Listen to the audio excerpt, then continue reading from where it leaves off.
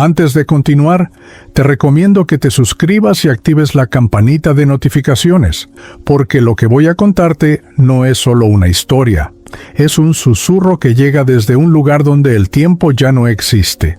Comenta abajo con un número para que sepamos que estás aquí y comparte este video con alguien que necesite escuchar estas palabras.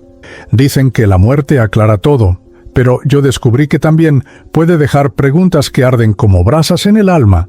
Esta es mi voz, mi relato espiritual, una psicografía que atraviesa la frontera invisible entre los vivos y los que ya partieron. No es una leyenda ni una invención, es mi historia real de espíritu, contada en primera persona, como testimonio de lo que vi, sentí y aprendí después de morir. Mi nombre es Mateo Vargas, y crucé un umbral del que nadie vuelve igual. Vi la vida desde arriba, escuché oraciones que no supe merecer, y entendí el peso de un arrepentimiento que llegó demasiado tarde.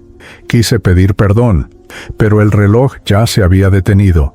Si decides permanecer conmigo en este viaje, verás lo que mis ojos ya no pueden mirar, pero mi esencia puede mostrar: las calles donde viví, los silencios que me alejaron de mi hermano, las señales que ignoré y el instante exacto en que mi corazón se rindió. Y además, el túnel, la luz, las voces que llaman. Prepárate, no para asustarte, sino para comprender que la vida después de la muerte no es un cuento, sino un espejo que refleja nuestras decisiones. Y, a veces, la verdadera penitencia no es morir, sino darse cuenta de que ya no hay manera de decir lo que debimos haber dicho. Aquella última noche, el aire del barrio parecía más denso, como si las paredes de las casas viejas guardaran secretos que no se atrevían a revelar. Las luces amarillentas de los postes titilaban sobre el asfalto gastado, y el olor a tortillas recién hechas se mezclaba con el aroma distante de gasolina que venía del taller. Caminé lentamente por la acera, sintiendo que cada paso sonaba más fuerte de lo normal. No sabía que era la última vez que vería esas calles con ojos de carne, pero mi espíritu ya parecía inquieto, como si presentiera un llamado que no se puede ignorar. Recuerdo el sonido de las radios encendidas en las ventanas, cada una transmitiendo una canción distinta, creando un mosaico de voces y melodías. Las risas de niños resonaban a lo lejos, mezclándose con el ladrido de perros que cuidaban sus casas. Todo parecía común, pero había una extraña nitidez en los detalles, como si cada color, cada sonido, quedara grabado en mi alma. El viento cálido de la noche acariciaba mi rostro, y yo, sin saberlo, respiraba por última vez el perfume familiar de aquel barrio. Al llegar a casa, dejé las llaves sobre la mesa y me recosté en la silla de madera que siempre crujía bajo mi peso. La vieja radio de mi madre tocaba un bolero, y por un instante me sorprendí tarareando. Había un silencio cómodo pero cargado de ausencias, el silencio de quien vive rodeado de recuerdos y al mismo tiempo de cosas que nunca se dijeron. Tal vez fue en ese intervalo invisible donde el arrepentimiento comenzó a echar raíces. Miré por la ventana y vi la luna llena asomando entre nubes lentas, iluminando el callejón donde tantas veces jugué de niño. El brillo plateado hacía que las paredes descascaradas parecieran más vivas, casi como si quisieran contarme algo. Sentí un peso en el pecho, no físico, sino emocional, una advertencia silenciosa de que el tiempo, ese señor implacable, se acercaba a su fin para mí. Pero, como tantos hombres tercos, ignoré el presagio y continué la noche como si fuera una más. Esa última noche, me dormí sin imaginar que despertaría en un lugar donde no existe amanecer ni reloj. Cerré los ojos arrullado por el sonido distante de pasos en la calle y por el aroma familiar del hogar.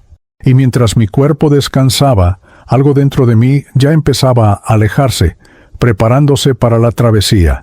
Si lo hubiera sabido, habría mirado una vez más cada rincón, habría dicho palabras que guardé durante años, pero esa noche yo no lo sabía.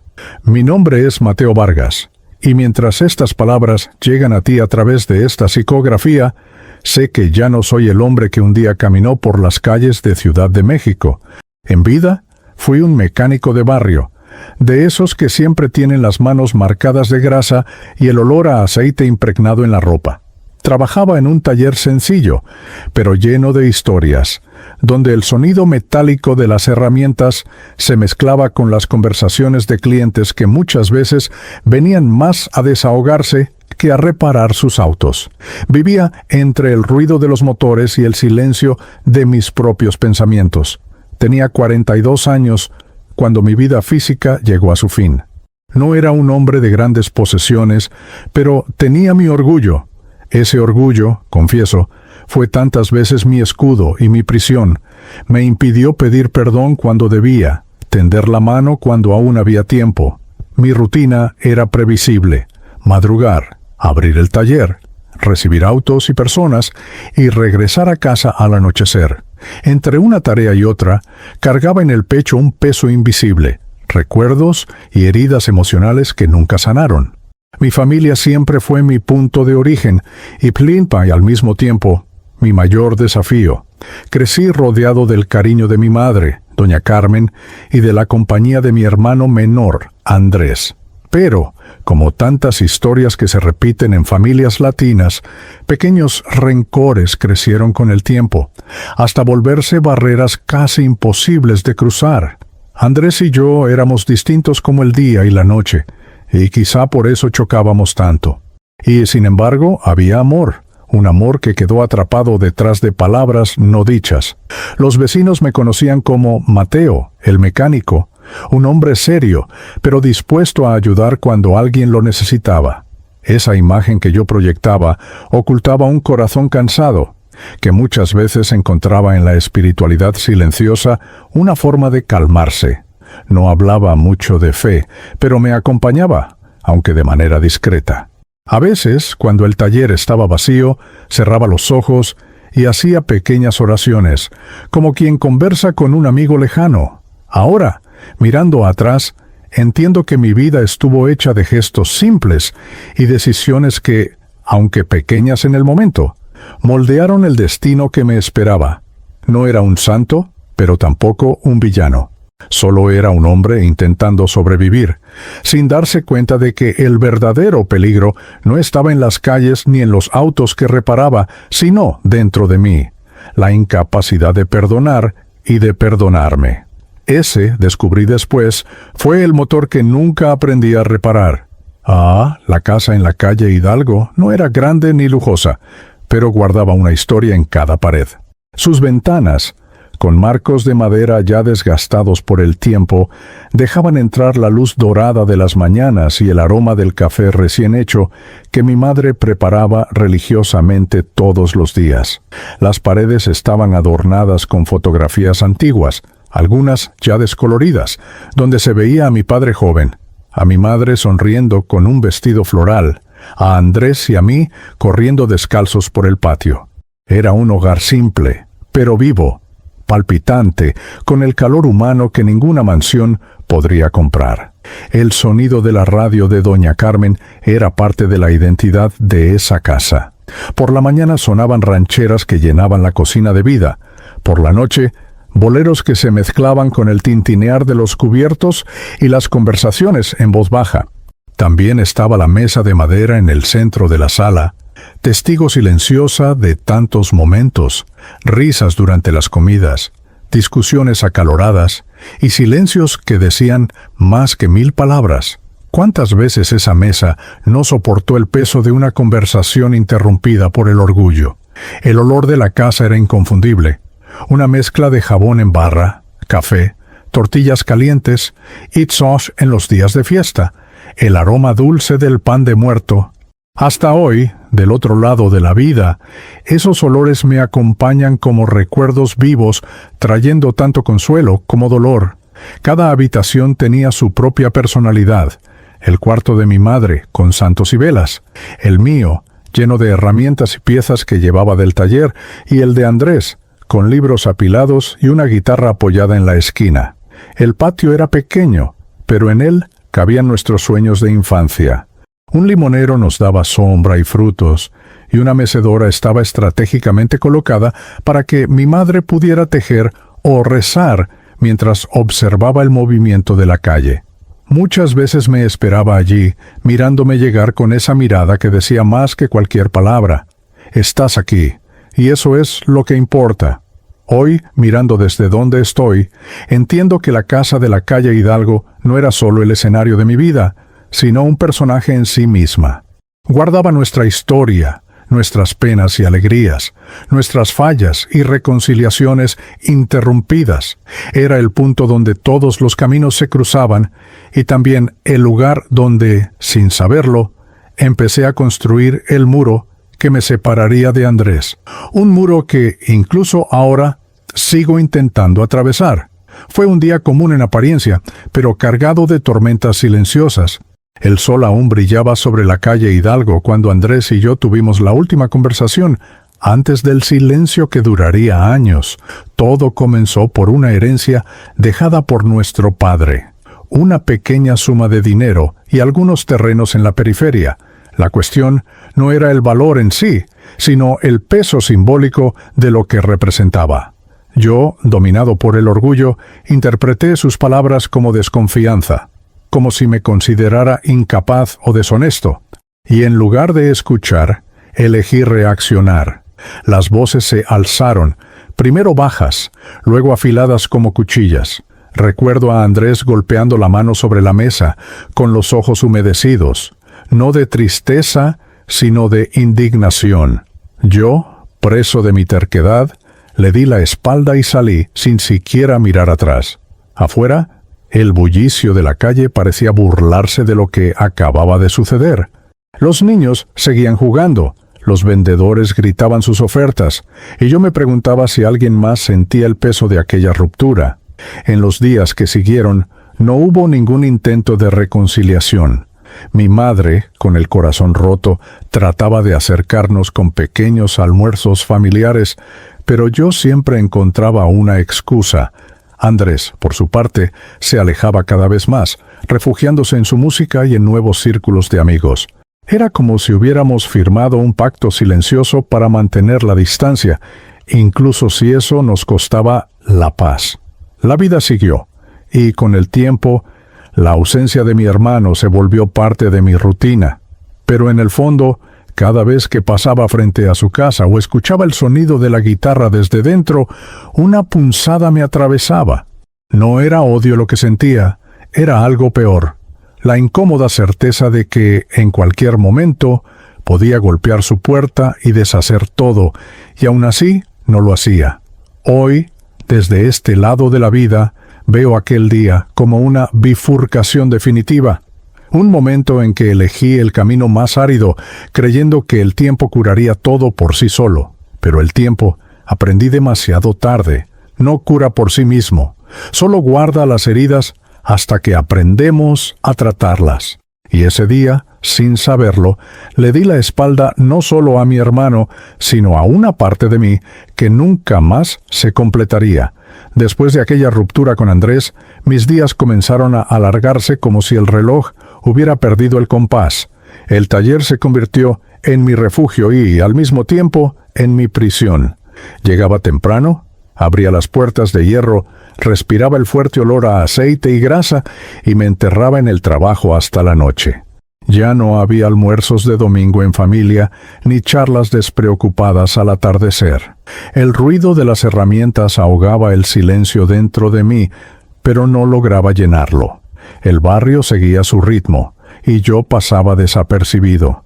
Los niños crecían, los vecinos se mudaban, aparecían nuevos comercios, pero mi vida permanecía estancada. A veces, al final del día, me sentaba solo en el banco de madera junto al taller y observaba el movimiento de la calle. Parejas riendo, amigos conversando, y yo allí, con la sensación de estar presente físicamente, pero ausente de verdad. Era como si mi alma se hubiera encogido para caber en un espacio demasiado pequeño. La soledad no llegó de golpe. Se fue infiltrando como una sombra que se extiende poco a poco. Pequeños gestos de distanciamiento se convirtieron en hábitos, y los hábitos en muros. Ya no llamaba a Andrés, tampoco respondía cuando él, rara vez, intentaba buscarme. La distancia entre nosotros no se medía en metros, sino en silencios acumulados, y cada silencio era más difícil de romper que el anterior. En los momentos más quietos, cuando el taller estaba vacío, me encontraba hablándome a mí mismo, casi como esperando que otra voz respondiera. En esas horas, la espiritualidad susurraba en algún rincón de mi mente, recordándome que no estaba solo. Pero yo me negaba a escuchar. Prefería el ruido de los motores al eco de mis propias culpas. Era más fácil reparar autos que reparar relaciones. Ahora, mirando hacia atrás, veo que aquellos días grises fueron como un invierno que nunca terminó. Creía que el tiempo, de algún modo, lo resolvería todo, pero solo congeló lo que ya estaba roto. El taller fue mi abrigo, pero también el marco de mi aislamiento. Y cuando finalmente la vida me arrancó de allí, entendí que lo que me faltaba no era trabajo ni dinero. Era el calor humano que dejé escapar entre los dedos. Con el paso de los años, comencé a notar señales que antes ignoraba. Subir la pendiente de la calle Hidalgo ya no era tan fácil. El aliento se acortaba y el sudor llegaba rápido. Pequeños dolores en el pecho aparecían de vez en cuando, como advertencias discretas que yo insistía en no escuchar. «Es solo cansancio», me decía, atribuyéndolo todo al peso del trabajo y a la edad que avanzaba en silencio.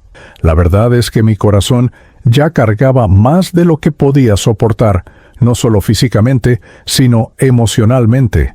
Mi alimentación era descuidada, hecha de comidas rápidas entre un auto y otro, y el descanso era un lujo que rara vez me permitía.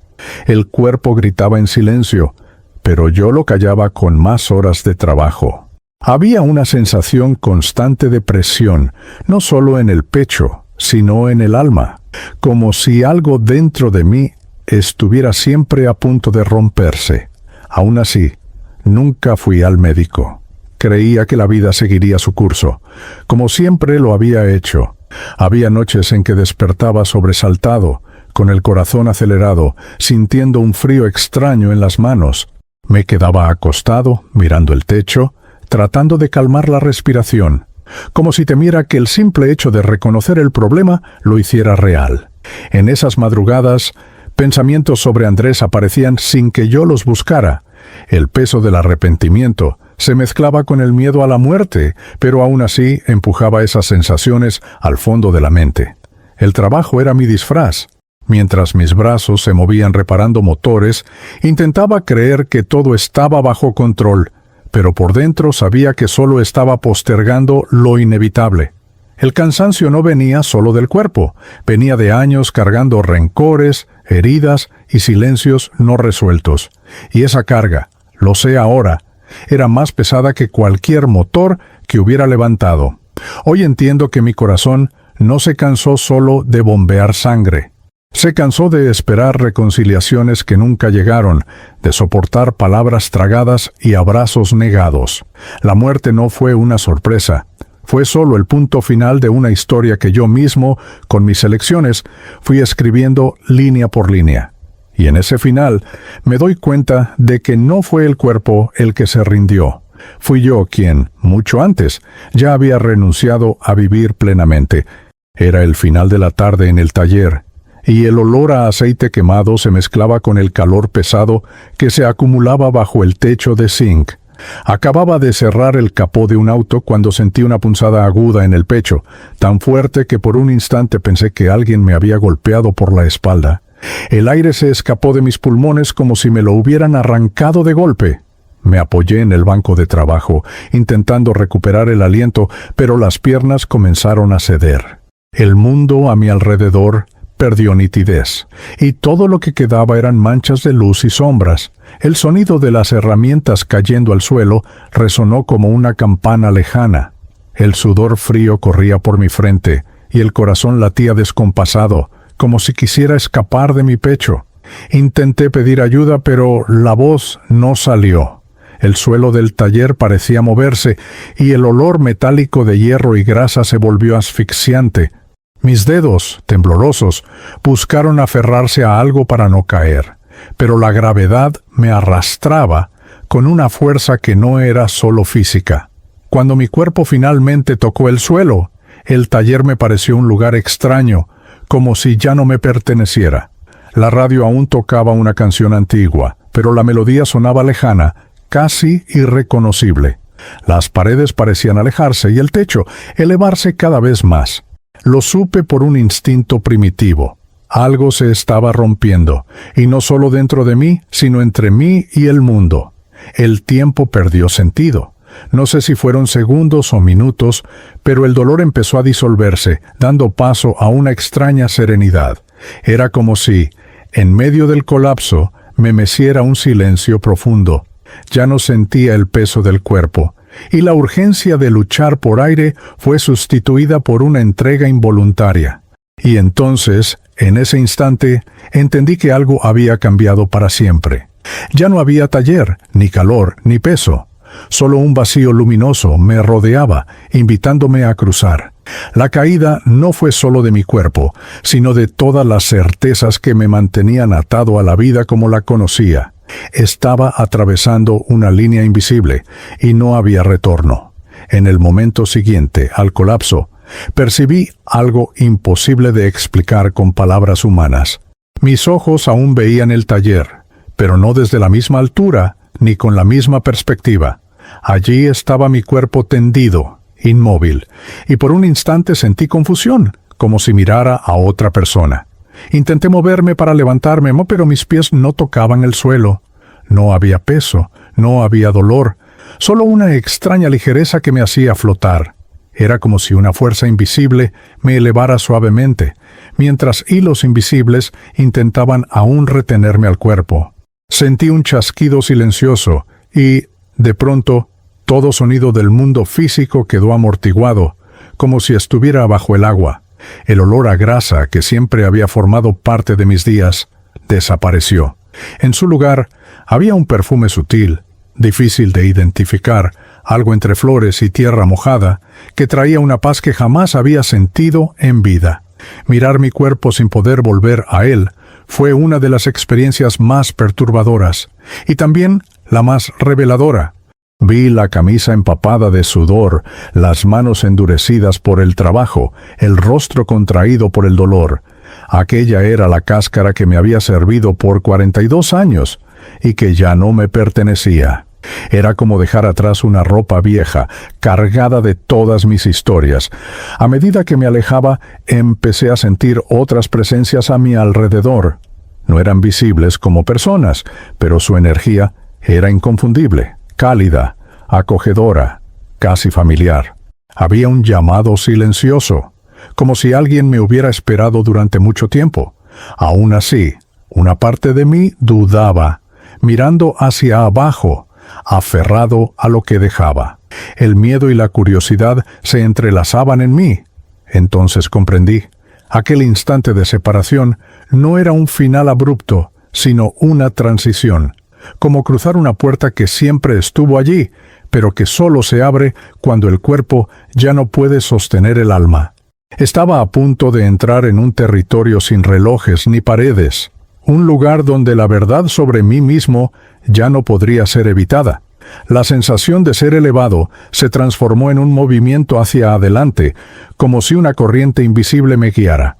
A mi alrededor se formó un túnel de luz suave y palpitante, que parecía respirar conmigo. Las paredes no eran sólidas, estaban hechas de un resplandor que cambiaba de color, oscilando entre tonos dorados y plateados. No había suelo ni techo, y sin embargo me movía sin esfuerzo, como si cada pensamiento fuera un paso. El silencio allí no estaba vacío, era un silencio vivo, lleno de algo que solo puedo llamar presencia. A lo lejos escuché un sonido delicado, como el eco de campanas muy distantes, mezclado con un coro suave que no era exactamente música, pero transmitía paz. Cada nota parecía tocar no mis oídos, sino mi propio ser. Era imposible no dejarse atraer, como si aquella melodía fuera un llamado antiguo, inscrito en mí mucho antes de mi nacimiento. Al avanzar, percibí que la luz no cegaba, sino que me envolvía con ternura. No me empujaba ni me forzaba, me invitaba. Era como el abrazo de una madre que reencuentra a su hijo después de mucho tiempo. En medio de esa paz, comenzaron a surgir imágenes de mi vida, no como recuerdos nítidos, sino como sentimientos condensados. La alegría de jugar en el patio de la calle Hidalgo, el peso del silencio con Andrés, el calor de las manos de mi madre sosteniendo las mías. Sentí que podía seguir adelante y, al mismo tiempo, supe que cuanto más avanzara, más lejos quedaría de todo lo que había dejado atrás. No había dolor en esa idea, solo una aceptación serena. Sin embargo, algo dentro de mí aún resistía, como si hubiera algo inconcluso que me jalara hacia atrás. Era el arrepentimiento, creciendo como una semilla en el fondo de mi conciencia. A medida que me acercaba al final del túnel, la luz se intensificó y comenzó a tomar forma, como moldeada por manos invisibles. Aún no sabía quién me esperaba allí, pero sentía que no estaba solo. El túnel no era solo un camino, era un umbral entre todo lo que creía saber y todo lo que estaba a punto de aprender. Cuando el túnel comenzó a abrirse, noté que la luz no venía sola. Había sonidos, pero no como se oyen en la tierra. Eran voces que hablaban directamente a mi conciencia, sin pasar por los oídos. Una de ellas, clara y dulce, pronunció un apodo que no escuchaba desde la infancia: Mateito. Mi corazón espiritual se agitó, porque reconocí de inmediato aquella voz. Era mi abuela materna, Rosalía, la mujer que tantas veces me protegió con sus oraciones y que partió cuando yo aún era adolescente. A su llamado, otras voces surgieron, formando un coro suave, cada una con un tono único. Algunas pertenecían a personas que recordaba claramente, vecinos, amigos, parientes lejanos. Otras me resultaban familiares sin poder identificar sus rostros. No había miedo en aquel encuentro, solo una profunda sensación de acogida. Era como volver a casa después de un largo viaje. La presencia de mi abuela se hizo más fuerte. No la vi de inmediato, pero sentí su abrazo sin que nuestros cuerpos se tocaran. Transmitía, sin palabras, que estaba a salvo y que nada más podría herirme. Aún así, había algo diferente en su tono. Una invitación a seguir, pero también una tristeza silenciosa, como si supiera que mi camino aún tenía asuntos pendientes. Mientras avanzaba, comprendí que aquellas voces no solo me llamaban, sino que también me mostraban imágenes. Vi el patio de la calle Hidalgo, a mi madre rezando frente a un pequeño altar, y a Andrés sentado solo, tocando su guitarra. Cada escena venía cargada de emoción, como si quisieran recordarme que mi historia con ellos no había terminado, aunque mi vida física sí. En ese momento entendí que las voces no eran solo un reencuentro, eran un vínculo, una señal de que, incluso en el más allá, nuestras conexiones permanecen vivas. Pero, junto con ese consuelo, crecía en mí el peso de lo que dejé atrás. El llamado era dulce, pero el arrepentimiento empezaba a convertirse en la música de fondo de todo lo que vivía en ese instante. Cuando las voces se calmaron y el silencio volvió a envolverme, sentí algo nuevo, diferente de la serenidad que me había acogido hasta entonces. Era un peso, no en el cuerpo, que ya no tenía, sino en la esencia, una especie de nudo que apretaba mi alma e impedía que avanzara plenamente. Fue entonces cuando la verdad me golpeó con la fuerza de una revelación inevitable. Nunca le había pedido perdón a mi hermano. Aquella herida que un día pensé que el tiempo sanaría, ahora ardía más que cualquier dolor físico que hubiera sentido en vida. El arrepentimiento es un compañero incómodo. Se instala de forma silenciosa y, cuando finalmente lo reconocemos, ya no hay forma de retroceder para deshacer lo que hicimos o lo que dejamos de hacer. Vi con claridad, como si estuviera ocurriendo allí mismo frente a mí, todos los momentos en que podría haber roto el silencio con Andrés. Bastaba una palabra, un gesto sencillo. Pero siempre elegí la omisión, y cada vez que lo hacía, el muro entre nosotros se elevaba un poco más. La conciencia espiritual amplifica las verdades que, en vida, preferimos ignorar. Allí no hay excusas que puedan encubrir la negligencia, ni justificaciones para el orgullo. Podía sentir el dolor de mi hermano como si fuera mío, como si hubiera atravesado la barrera de la muerte y me alcanzara por completo. Ese es uno de los mayores castigos que un espíritu puede vivir, darse cuenta del daño que causó y saber que ya no hay manera de repararlo en el plano físico. En ese estado, la luz que antes parecía tan cercana comenzó a retroceder, como si me diera espacio para comprender y aceptar mis propias sombras. La presencia de mi abuela seguía allí, pero en silencio, permitiéndome enfrentar esa verdad sin distracciones. Entendí que no servía de nada seguir adelante, sin afrontar esa deuda. El perdón que no di y el perdón que no pedí serían, de ahora en adelante, parte de mi aprendizaje en el más allá. Fue entonces cuando comprendí con absoluta claridad que el arrepentimiento no es una prisión eterna, sino una lección. Y, como toda lección, exige humildad para ser aprendida. Me hallaba frente a un camino que no se recorría con pasos, sino con la aceptación profunda de que solo podría liberarme si encontraba la manera de, incluso desde el otro lado, alcanzar el corazón de Andrés. Desde ese momento, mi viaje tendría un nuevo propósito. Tras la dolorosa revelación de mi arrepentimiento, sentí como si fuera conducido a un nuevo espacio. No había puertas ni paredes, pero de pronto me encontré en un lugar amplio y silencioso, iluminado por una luz suave que parecía venir de todas partes. En el plano espiritual lo llamaban el Salón de los Espejos.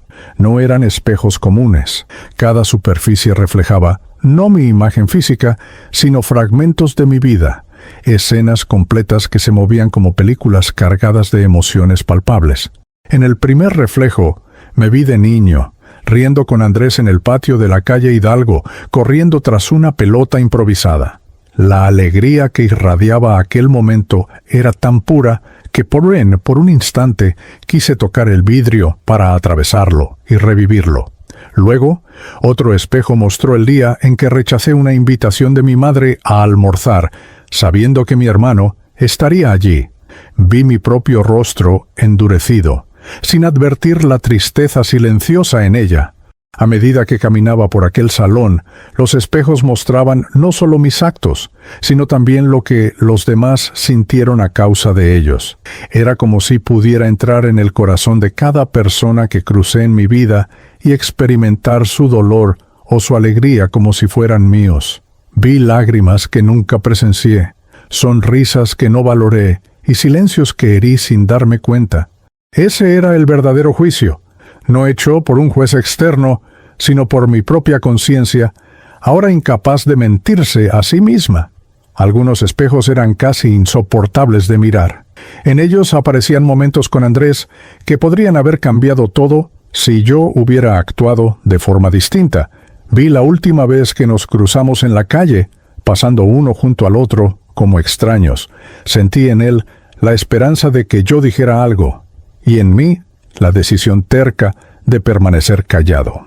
El dolor que ese reflejo provocó en mi espíritu fue tan intenso que parecía desgarrar algo dentro de mí.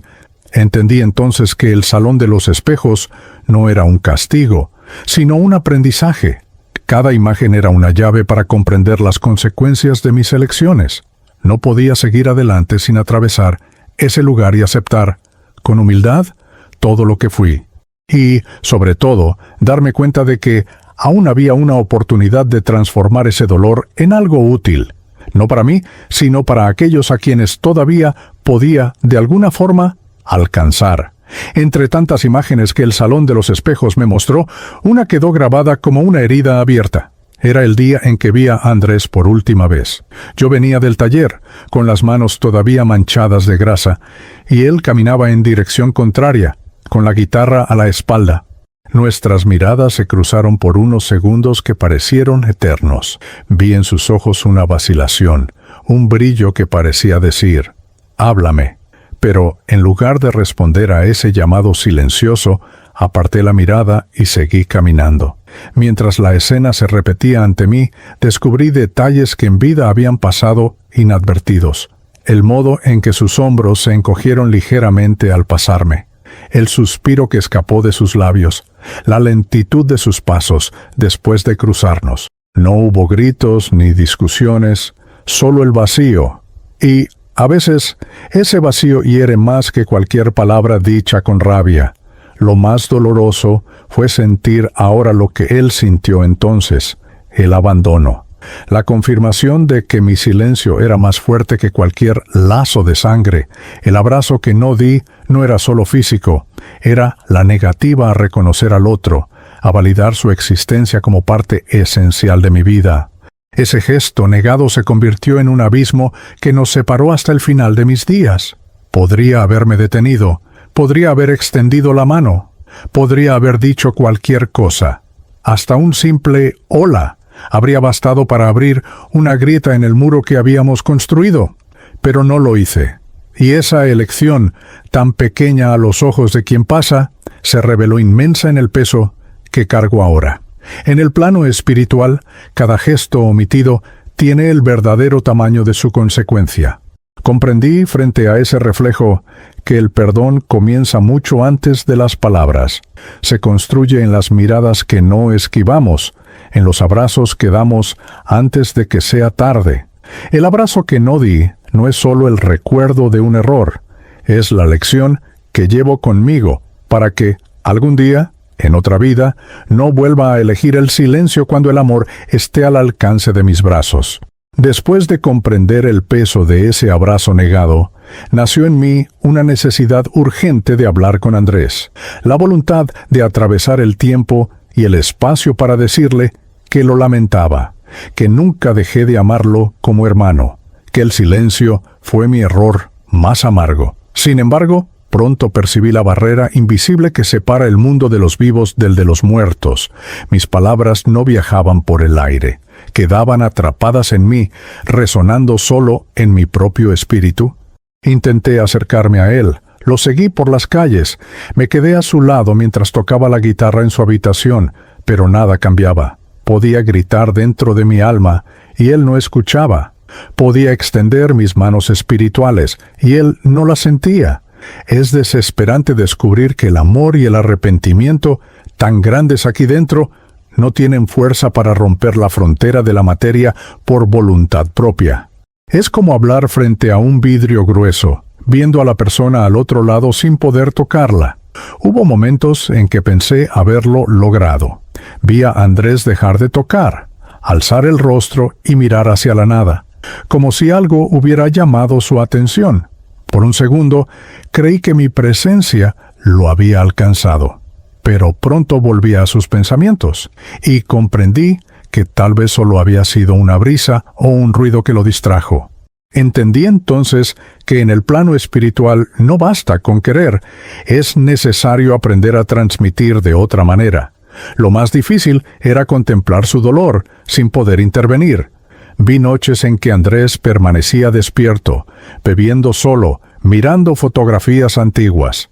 Vi lágrimas que nunca dejó que nadie viera, y en cada una de ellas había una súplica silenciosa de paz, una paz que yo quería ofrecer, pero que no encontraba el camino para entregar. Fue en esa impotencia que entendí. Los mensajes que no llegan también forman parte de la lección.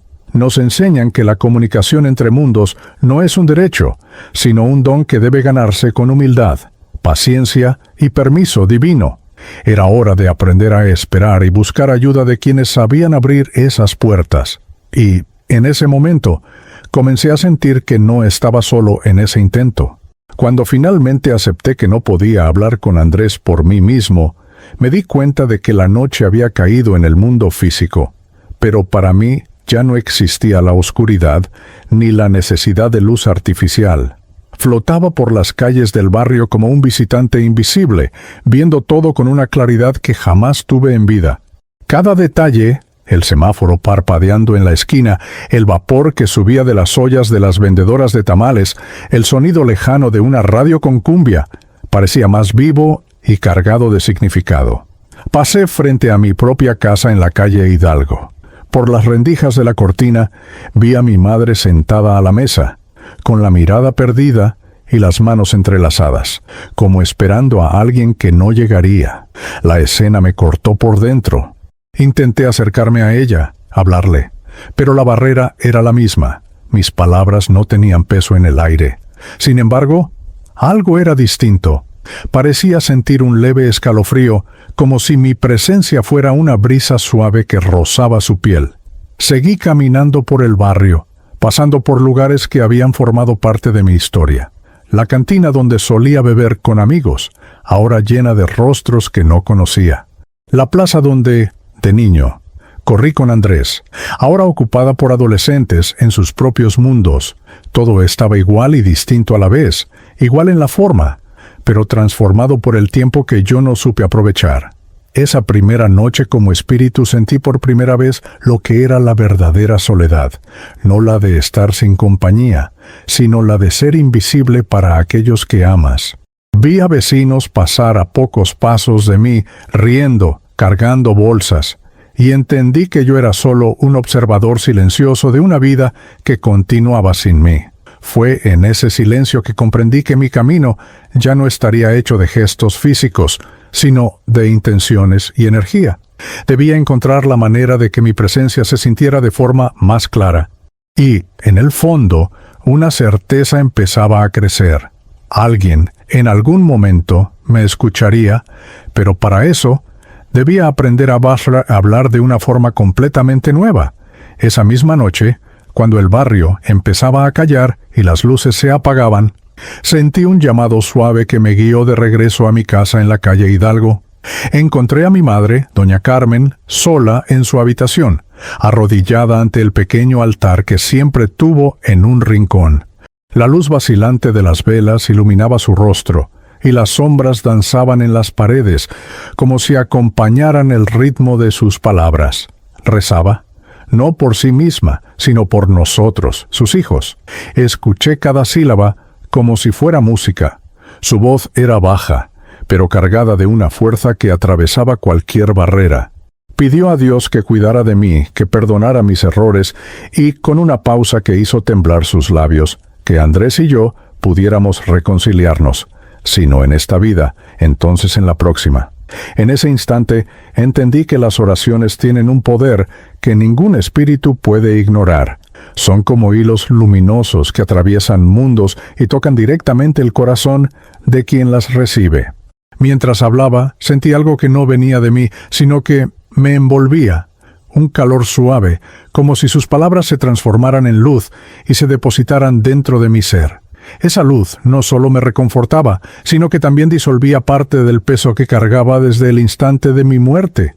Era como si la oración abriera pequeñas grietas en la pared invisible que me separaba de Andrés y del resto de mi familia. Mi madre no sabía que yo estaba allí, pero actuaba como si pudiera verme. En un momento levantó la vista y miró hacia el vacío de la habitación, con una expresión que mezclaba añoranza y certeza. No dijo nada, pero su mirada me atravesó como si fuera un abrazo. Comprendí que, incluso sin verme, me sentía. Y eso me dio la esperanza de que tal vez Andrés también pudiera. Fue allí, arrodillado espiritualmente a su lado, donde aprendí la primera gran lección de mi nuevo estado. En el mundo espiritual, el amor es el único puente que nunca se rompe. La oración de mi madre no solo llegó hasta mí, sino que comenzó a enseñarme el camino de regreso al corazón de aquellos que dejé. Poco después de esa noche junto a la oración de mi madre, sentí la presencia de dos entidades que se acercaban con una serenidad indescriptible. No caminaban ni flotaban como yo. Era como si simplemente estuvieran allí, manifestándose en luz y conciencia. Sus rostros eran suaves y sus ojos, profundos como lagos antiguos, reflejaban una sabiduría que no se encuentra en la tierra. No necesité preguntar quiénes eran. Mi espíritu los reconoció como guías, compañeros designados para ayudarme en esta nueva etapa. Uno de ellos, de voz firme pero tierna, habló primero. Dijo que el arrepentimiento que yo llevaba no era una condena, sino una invitación. Que el mundo espiritual no castiga, sino que enseña, y que mi mayor aprendizaje ahora sería comprender las leyes del perdón y la reparación. Explicó que para llegar a Andrés, no bastaba con insistir en hablar a mi manera. Debía aprender a sintonizar con él, a vibrar en el mismo campo emocional, para que mis mensajes pudieran sentirse, aunque no fueran oídos con palabras. El otro guía, de expresión más maternal, me mostró imágenes. Vi escenas de otros espíritus que lograron reconciliarse con los vivos, no a través de apariciones o ruidos, sino por señales sutiles, sueños cargados de simbolismo, coincidencias aparentemente triviales y sensaciones repentinas de paz que tocaban el corazón de quien quedaba. Entendí que esas señales solo ocurren cuando hay amor genuino, libre de orgullo o necesidad de reconocimiento. Me explicaron que la paciencia sería mi mayor aliada, que en el plano espiritual, el tiempo no se mide en días o años, sino por el crecimiento de la conciencia, y que, para llegar a mi hermano, primero debía trabajar mis propias heridas, disolviendo la terquedad y la culpa que aún me retenían. Solo un espíritu en paz puede transmitir paz. Al final, uno de los guías puso la mano, o algo equivalente, sobre mi hombro. El toque no era físico, pero provocó una vibración tan intensa que sentí como si estuviera siendo reconstruido por dentro. Entendí que no estaba solo, y que, de allí en adelante, cada paso que diera en esta nueva jornada estaría acompañado. Ya no tenía solo el deseo de pedir perdón, ahora tenía un camino para lograrlo. Siguiendo el consejo de los guías, comprendí que, para alcanzar a Andrés, primero debía aprender a escuchar, y no solo con los oídos, sino con toda la esencia. En el mundo espiritual, escuchar significa sentir lo que el otro siente, captar lo que hay detrás de las palabras, percibir el peso de las pausas y de los silencios. Descubrí que en vida escuchaba poco y respondía mucho, siempre más preocupado por defender mi punto de vista que por comprender el del otro. Comencé a acompañar a Andrés con esa nueva mirada. Observé cómo vivía sus días, las mañanas lentas, las tardes sumergidas en el sonido de la guitarra, las noches solitarias frente a una botella a medio vaciar. Cada nota que tocaba llevaba una emoción, y descubrí que muchas de ellas estaban impregnadas de melancolía, una tristeza que tenía mi nombre. Fue doloroso darme cuenta de que mi silencio se había convertido en una música triste que él tocaba para sí mismo. Con el tiempo, aprendí a reconocer las emociones escondidas en los pequeños gestos, cuando Andrés pasaba los dedos por las fotos antiguas, cuando permanecía largo rato mirando a la nada, cuando suspiraba hondo antes de dormir. Cada uno de esos momentos era un grito silencioso, y yo estaba allí, sintiendo cada latido de ese corazón que, a pesar de la distancia, seguía conectado al mío. Los guías me enseñaron a no juzgar, solo acoger. Escuchar no era para señalar errores, sino para comprender dolores. Y en ese proceso, descubrí que Andrés también cargaba con arrepentimientos. No era solo yo quien había dejado cosas sin decir. Él también, en su propio silencio, guardaba palabras que nunca encontró el valor para pronunciar. Ese hallazgo alivió un poco mi peso, pues entendí que el perdón no es un camino de una sola mano. Necesita ser construido desde ambos lados. Aprender a escuchar fue más que un ejercicio espiritual, fue un acto de humildad. Descubrí que, incluso después de la muerte, aún había mucho que aprender sobre la vida, y que quizá escuchar con el corazón era el primer paso para abrir las puertas que el orgullo había cerrado. Después de semanas acompañando a Andrés y aprendiendo a sentir su dolor, los guías me dijeron que había llegado el momento de intentar un primer contacto. La forma más accesible sería a través de los sueños, donde las barreras entre el mundo físico y el espiritual se vuelven más delgadas. Esa noche, esperé a que se durmiera, y cuando su respiración se hizo lenta y profunda, dejé que mi energía se sintonizara con la suya. Fue como sumergirse en un lago tranquilo y hondo, donde cada ola era un pensamiento. Dentro del sueño no había taller ni calle Hidalgo. Estábamos en un campo abierto, bajo un cielo dorado que no existe en la tierra. Andrés estaba sentado, tocando la guitarra, y la melodía era la misma que solía tocar para calmarse. Me senté a su lado y, esta vez, no me evitó. Sus ojos me encontraron, y en ese instante no había rabia, solo sorpresa y un cansancio que conocía bien. No usé palabras. Los sueños no las necesitan para transmitir la verdad. Extendí la mano y toqué su hombro, y en ese gesto puse todo lo que no dije en vida: mi amor de hermano, mi arrepentimiento, mi súplica de perdón. Él cerró los ojos, y por primera vez en años sentí que una parte del muro entre nosotros empezaba a ceder. Lágrimas silenciosas rodaron por su rostro, pero eran lágrimas de liberación, no de rencor. Antes de que el sueño terminara, puse en sus manos una carta doblada, sin escritura visible, pero que él, en el fondo, parecía comprender. Al despertar, no recordaría las palabras, pero sentiría el peso y la presencia de lo que compartimos allí. Era la semilla de una reconciliación que comenzaba a germinar.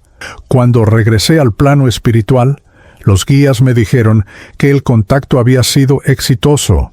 No como un milagro instantáneo, sino como una gota de agua que cae sobre tierra seca. Finalmente había tocado su corazón, y ahora quedaba nutrir ese vínculo para que un día, quizá, floreciera en un perdón verdadero.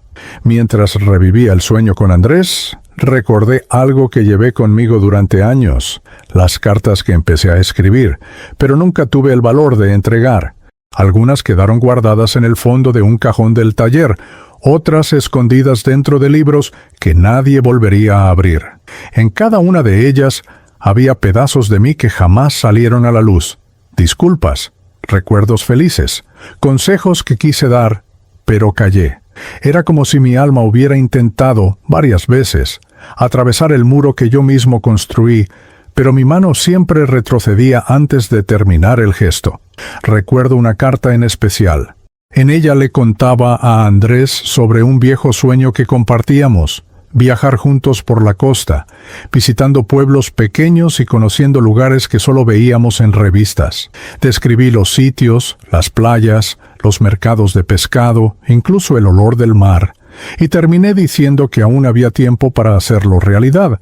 Sin embargo, nunca la envié. La carta quedó olvidada, y el tiempo, ese ladrón silencioso, se llevó la oportunidad. Ahora, en el mundo espiritual, esas cartas no son solo pedazos de papel, son símbolos de las oportunidades que dejamos escapar. Cada hoja no entregada es como una puerta que se cerró, y puedo ver claramente las consecuencias en el corazón de Andrés. Tal vez, si al menos una de ellas hubiera llegado a sus manos, el curso de nuestra historia habría sido distinto. Los guías me enseñaron que el arrepentimiento por las palabras no dichas es uno de los dolores más comunes entre quienes parten. No son solo las grandes declaraciones las que importan, sino también los gestos simples, un recuerdo compartido, un agradecimiento, incluso un «estoy pensando en ti».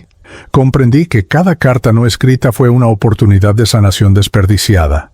Me prometí que, en cualquier otra oportunidad que tuviera, no dejaría que mis palabras murieran atrapadas dentro de mí, porque al final el silencio pesa más que cualquier palabra mal elegida. Y tal vez aún hubiera una forma de transformar lo que no envié en señales que pudieran llegar a mi hermano, aunque él no las entendiera de inmediato. Mi velorio tuvo lugar 2 días después de mi partida en una pequeña sala de un modesto velatorio en el centro del barrio. Yo estaba allí, de pie junto al ataúd, viendo algo que nunca imaginé: mi vida reunida en personas, miradas y silencios. El aroma de flores se mezclaba con el amargo del café servido en vasos de plástico. Había murmullos bajos, algunos sollozos contenidos y el sonido de sillas arrastrándose sobre el piso frío. Vi rostros que no veía desde hacía años, y otros que jamás habría imaginado que vendrían a despedirse. Mi madre, vestida de negro, estaba sentada cerca de la cabecera, con las manos apretando un rosario como si fuera su último vínculo conmigo. Su rostro parecía haber envejecido años en solo días. A su lado, vecinos se turnaban para ofrecer consuelo, pero ella permanecía sumida en una oración silenciosa. Cada palabra que pronunciaba formaba una corriente de luz que me atravesaba, y yo quería decirle que estaba allí, que la escuchaba, pero mi voz no rompía la barrera del mundo físico. Y entonces vi a Andrés. Entró despacio, vacilante, como si cada paso fuera una lucha interna. No se acercó de inmediato. Pasó varios minutos recostado contra la pared, mirando fijamente el ataúd. Su expresión era una mezcla de dolor y de algo más profundo, arrepentimiento. Cuando finalmente se acercó, puso la mano sobre la madera y bajó la cabeza. Vi sus hombros temblar. Tal vez nunca lo admitiría ante nadie, pero allí estaban las lágrimas que guardó por años. Otras personas llegaron, clientes del taller, amigos de infancia, incluso antiguos compañeros que había perdido de vista. Cada presencia allí me recordaba cómo mis elecciones tocaron tantas vidas, a veces sin que yo lo supiera. Y, al mismo tiempo, me mostraba cuánto el orgullo me había aislado de esas mismas personas. Fui amado por muchos, pero conocido de verdad por pocos. Ese día aprendí que el velorio no es solo para que los vivos se despidan, también es para que el espíritu comprenda el verdadero impacto de su propia vida. Y el impacto que más me marcó no fue el de mi ausencia, sino el del vacío que dejé por no haber dicho lo que necesitaba decir. Entre flores y oraciones, entendí que mi viaje en el más allá no sería para olvidar la vida que tuve, sino para intentar curar las heridas que dejé en ella. Después del velorio, acompañé a Andrés de regreso a la casa de mi madre. No hablaron mucho, pero el simple hecho de que él estuviera allí, ayudándola a cargar flores y organizar las cosas, ya era un gesto que no se veía desde hacía años. Comprendí que, incluso sin palabras, había un terreno fértil para que algo nuevo creciera. Era como si mi partida hubiera derribado a la fuerza parte del muro que nos separaba. Era el momento de plantar las primeras semillas de esa reconciliación. Comencé con pequeñas señales. Nada dramático. Un retrato antiguo de los dos cayó de una repisa, justo frente a Andrés, mientras ordenaba la sala. No había viento ni movimiento que lo explicara. Él tomó la foto, pasó los dedos sobre la imagen y la contempló durante largos segundos, como si algo dentro de él hubiera sido tocado. Vi en su mirada el recuerdo de tiempos mejores. También inspiré a mi madre, en un momento de silencio, a invitarlo a cenar. Preparó mole, el plato favorito de Andrés, y cuando él se sentó a la mesa, percibí que allí había un consuelo hacía mucho tiempo olvidado. No era la reconciliación completa, pero sí el comienzo.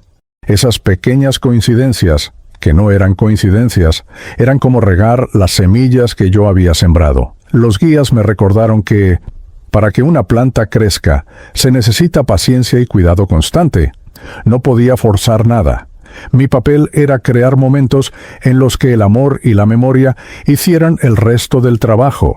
Y así comencé a actuar de forma sutil, inspirando gestos simples, una mirada más prolongada, una pregunta sobre el día, una oferta de ayuda.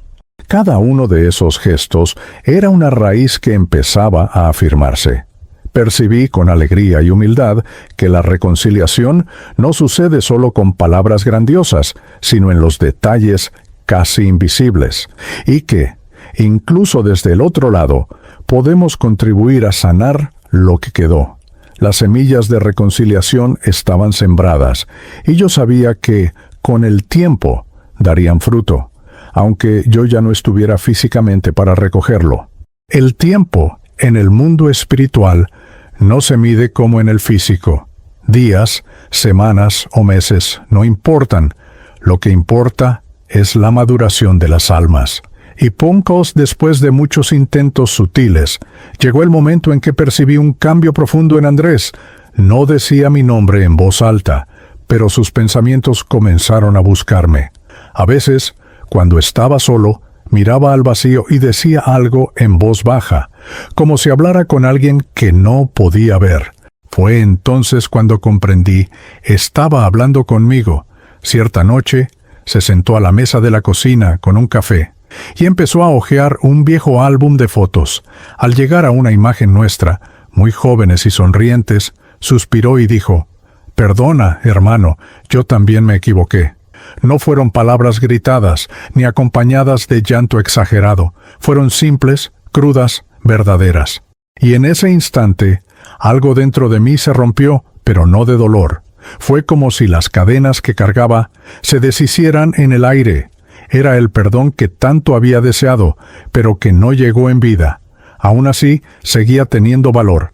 Recibir ese gesto, incluso desde el otro lado, me enseñó que el amor no está sujeto a las fronteras del tiempo ni de la muerte. Cuando la intención es pura, siempre encuentra un camino, aunque sea tardío. Y, aunque la reconciliación plena hubiera sido imposible en el plano físico, en el espiritual, se volvía una realidad palpable. Los guías me recordaron que ese perdón era también un llamado a perdonarme a mí mismo. No basta con ser perdonado por el otro. Es necesario soltar la culpa propia para que el alma pueda seguir ligera. Fue un proceso más difícil de lo que imaginé, pues me había acostumbrado a cargar ese peso como parte de mí. Pero, poco a poco, permití que la luz ocupara los espacios donde antes solo había arrepentimiento. Comprendí que el perdón que llega tarde no es inútil. Todavía puede sanar, puede reconstruir lazos, puede abrir puertas que parecían cerradas para siempre. Lo que importa no es el momento exacto, sino la sinceridad del corazón. Y aquel día, aunque sin un abrazo físico, Andrés y yo volvimos a ser hermanos. Después de recibir ese perdón tardío, una calma distinta empezó a habitar en mi espíritu. Ya no era el silencio pesado del arrepentimiento, sino un descanso claro, como la luz de la mañana entrando por las ventanas de la calle Hidalgo. Los guías me dijeron que cuando una herida es reconocida y tocada por el perdón, se convierte en aprendizaje vivo. Fue entonces cuando escuché dentro de mí una certeza simple y poderosa: tendría otra oportunidad. No como un premio, sino como un compromiso. Entendí que las vidas son tramos continuos de un mismo camino, y que aquello que no logramos amar por completo en una existencia, la misericordia nos invita a amarlo en la siguiente. Vi, como quien contempla un mapa, posibilidades de regreso, nuevos nombres, otras ciudades, un encuentro marcado por el mismo hilo invisible que siempre unió mi corazón al de Andrés. No se trataba de huir del pasado, sino de una promesa de enfrentarlo con más humildad y ternura. La promesa no fue hecha con palabras ruidosas, sino con un gesto silencioso. Ofrecí al alto mi voluntad de aprender a tiempo, de decir perdón antes de que caiga la noche, de abrazar antes de que el orgullo levante sus murallas. Pedí que, cuando regrese, reconozca a mi hermano, sea como hijo, amigo, vecino o desconocido que llame a mi puerta. Que lo reconozca por el lenguaje secreto del afecto, y que no me falte el valor para elegir el amor. Los guías pusieron ante mí pequeños ejercicios de compasión, revisitar recuerdos que dolían y bendecirlos, mirar mis errores sin esconderme y, aún así, agradecer por la oportunidad de transformarlos en servicio. Aprendí que la verdadera espiritualidad es obra cotidiana, encender la luz en el corazón del otro con actos mínimos, como quien enciende una vela y la protege del viento. Cada intención sincera era un ladrillo en este puente hacia la próxima vida. Entonces hice conmigo mismo un pacto: donde haya un silencio pesado, seré el primero en hablar; donde haya un malentendido, seré el primero en escuchar; donde haya distancia, seré el primero en dar un paso. Esa es mi promesa de volver a intentarlo. Regresar no para repetir, sino para reparar, no para sobrevivir, sino para amar mejor. Y cuando el destino nos reúna de nuevo, que mis manos, por fin, encuentren el abrazo que un día negué. Era de madrugada cuando sentí que la última parte de mi misión con Andrés estaba lista para suceder. La casa estaba en silencio, y solo el sonido distante de un perro rompía la quietud. Entré en su habitación con la ligereza que solo el espíritu conoce. Dormía profundamente. el rostro sereno, pero con las marcas del cansancio aún visibles. Me senté junto a la cama, sin cuerpo que pesara, solo presencia. Entonces me incliné y con todo el amor acumulado en mí, dejé escapar las 3 palabras que había guardado por años. «Te quiero, hermano». El sonido no fue físico, pero entró en su sueño como un eco suave, casi imperceptible. Vi sus labios moverse levemente, repitiendo las palabras sin darse cuenta. Una leve sonrisa apareció en su rostro dormido, y entendí que las sintió no con los oídos, sino con el corazón. En ese instante no había barreras, no había distancia, no había pasado ni futuro, solo el presente absoluto del amor transmitido. Permanecí allí unos minutos, observando su respiración, grabando cada detalle de ese momento. Sabía que, al amanecer, quizá no recordara el sueño con claridad, pero llevaría consigo la paz que le dejé. Esa paz sería como una brasa encendida, capaz de darle calor en días fríos de soledad. Ya no necesitaba señales ni respuestas, me bastaba saber que mi mensaje había llegado. Cuando me levanté sentí una ligera presión en mi hombro. Eran mis guías, silenciosos, indicando que mi tarea estaba cumplida. No como la había imaginado en vida, con abrazos y lágrimas, sino de la forma en que el mundo espiritual lo permite, sutil, íntima, transformadora. Aprendí que, cuando el amor es sincero, siempre encuentra un camino, aunque sea un susurro en la madrugada. Salí por la ventana abierta, dejando que la brisa me llevara. El cielo empezaba a aclarar, y entendí que mi viaje con Andrés, aunque concluido por ahora, seguiría en otras vueltas del destino. Sonreí, seguro de que, cuando nuestras almas se reencontraran, no habría silencio que romper, solo un abrazo que ya esperó demasiado para suceder. Si has llegado hasta aquí, ya sabes que esta no fue solo la historia de Mateo Vargas. Fue un recordatorio de que todos cargamos silencios que pesan más de lo que imaginamos. Y, tal vez, hayas reconocido en tus propias relaciones un abrazo que no diste, o palabras que no dijiste. Al final, la vida es demasiado corta para esperar a que el orgullo permita el reencuentro. El perdón, cuando llega, tiene el poder de liberar, ya sea ofrecido en vida o, como en el caso de Mateo, a través de un susurro venido del otro lado. La pregunta es, ¿vas a esperar a que sea tarde para decir lo que sientes? ¿O vas a elegir ahora dar el primer paso para sanar las heridas que todavía pueden curarse? Si esta historia te tocó, compártela con alguien que necesite escuchar este mensaje. Tal vez, sin que lo sepas, sea la semilla de reconciliación que esa persona estaba esperando. Y si aún estás aquí, comenta abajo, «Yo elijo perdonar», para mostrar que tú también estás listo, Pastors, para transformar silencio en abrazo. Dale me gusta y suscríbete para no perder las próximas historias. Aquí, cada relato espiritual es más que una narración. Es una invitación a vivir con más amor antes de que el tiempo se acabe. Y recuerda, el amor no conoce fronteras, ni siquiera la de la muerte.